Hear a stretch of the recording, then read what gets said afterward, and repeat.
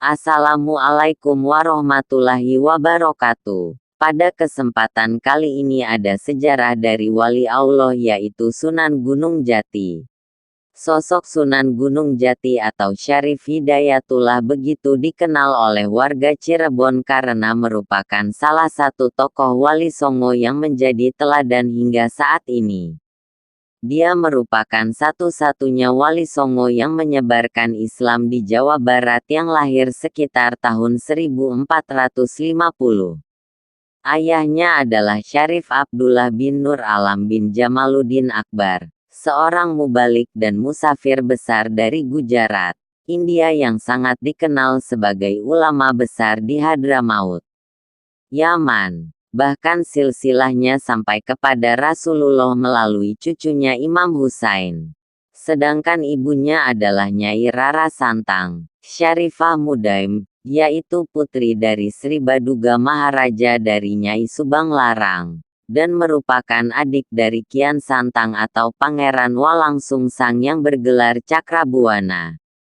Dari ribuan naskah kuno Cirebon yang terkumpul dan berhasil diterjemahkan, tercatat banyak sekali kehebatan serta kesaktian Sunan Gunung Jati. Di antara semua kelebihan atau karomah Sunan Gunung Jati, ada 5 keahlian sang Sunan yang paling utama. Ini dia 5 karomah wali Allah Sunan Gunung Jati tersebut. 1. Ahli 99 bahasa. Karomah Sunan Gunung Jati yang pertama yaitu sebagai sang ahli bahasa.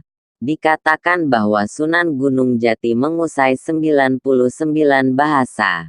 Bukan bahasa dunia melainkan bahasa lokal atau bahasa daerah di Indonesia.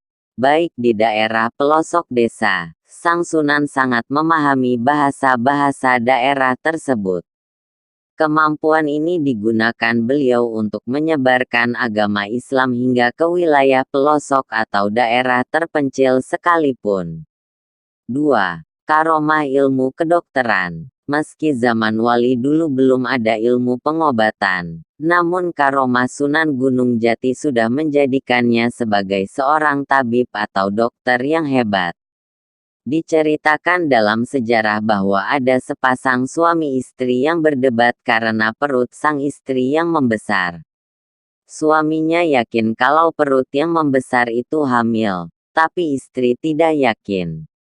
Akhirnya, pasangan tersebut menemui Sunan Gunung Jati untuk memastikan isi dalam perut si ibu. Dan ternyata saat diperiksa bukan kandungan, melainkan penyakit tumor. Luar biasa. Selain ahli mendeteksi penyakit, ilmu kedokteran yang dimiliki Sunan Gunung Jati adalah operasi tanpa bedah. Baca juga Rakornas Kehumasan dan Hukum 2019.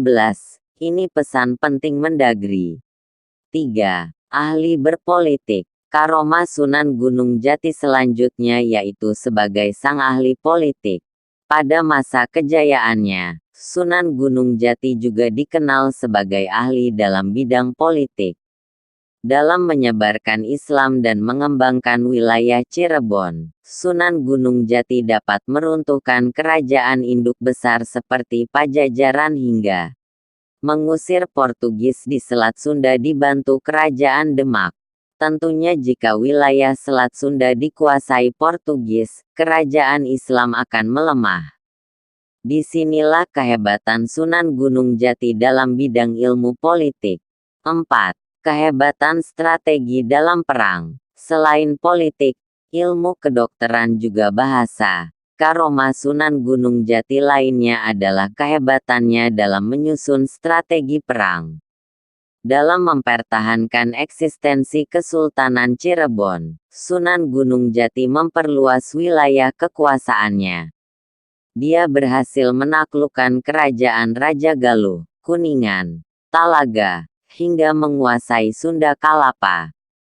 Terbukti pada zaman tersebut kekuasaan Kesultanan Cirebon hampir di seluruh Jawa Barat dan separuh Jawa Tengah. 5. Ahli dalam bidang pendidikan. Di dunia pendidikan, Sunan Gunung Jati adalah sang guru terhebat di zaman tersebut. Melalui dakwah Islam, dia menjadi pendidik hingga ke pelosok desa. Beliau melakukan jelajah desa Milangkori atau door to door kalau bahasa sekarang.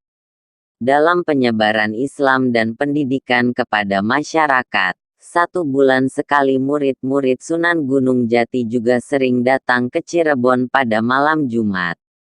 Datangnya murid-murid Sunan Gunung Jati setiap malam Jumat mereka mendengarkan pengajian. Kegiatan rutin mereka itu dinamakan Seba Kliwon. Tradisi itu saat ini masih ada tapi bukan mendengarkan pengajian lagi, melainkan ziarah kubur ke makam Sunan Gunung Jati. Itulah karomah wali Sunan Gunung Jati yang bisa saya ceritakan kepada Anda.